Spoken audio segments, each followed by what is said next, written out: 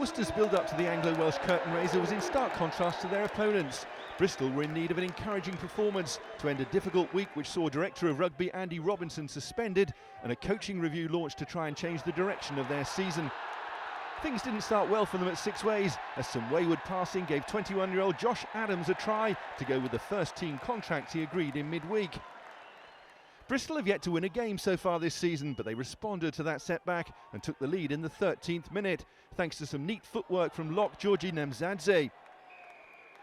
The try was converted by Billy Searle, who then kicked a couple of penalties to give Bristol a healthy 13 points to 5 advantage. Mark Tainton has been named as their interim head coach following Robinson's suspension, and he was no doubt taking a very detailed interest from his seat in the stands as the game took a dramatic turn for the worse for his team. Max Stelling scored Worcester's second try of the evening to make it 13-10 at half-time, but the real problems began in the second half. First, Bristol hooker Rob Hawkins was shown a yellow card, and very quickly Worcester profited.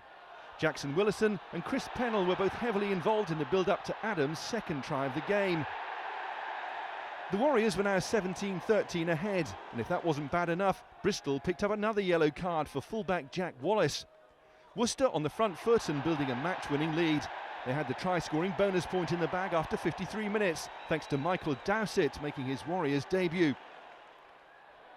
And when Stelling successfully chased his own kick to score his second of the evening and his team's fifth, Worcester had racked up 26 unanswered points and led 31-13.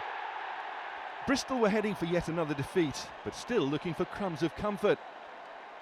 Replacement Luke Arscott thought he was about to reduce the lead until a fantastic tackle from Jamie Shilcock stopped him in his tracks. Shilcock was clearly making the most of his chance to impress at number 10. But Arscott kept the ball alive and it was eventually fed to Wallace, who was back on the field after his yellow card and happy to be able to give his team a glimmer of hope.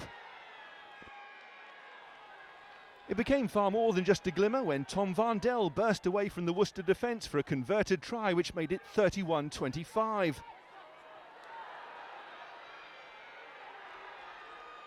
Now the nerves were jangling, and just to add to the drama, Worcester then lost a man to the sin bin, Matt Cox, given a yellow card. Bristol couldn't quite make the man advantage count though, as time finally ran out. But there were some encouraging signs, and a losing bonus point at least after a torrid few days.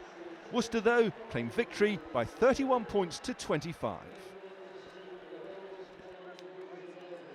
Delighted that the boys found a way to win. At half-time it was really important that we were getting a bit of squeeze from a decent Bristol pack, but the guys found a way to win at half-time and they came back and they scrapped really hard for that, and at the end I think it was well deserved. It was a really tight encounter. We ended up narrowly just getting it through, but like you say, it's very tight. We always like a nail biter us against Bristol. It was a really good game to play and really good game to watch. I assume the fans really enjoyed it.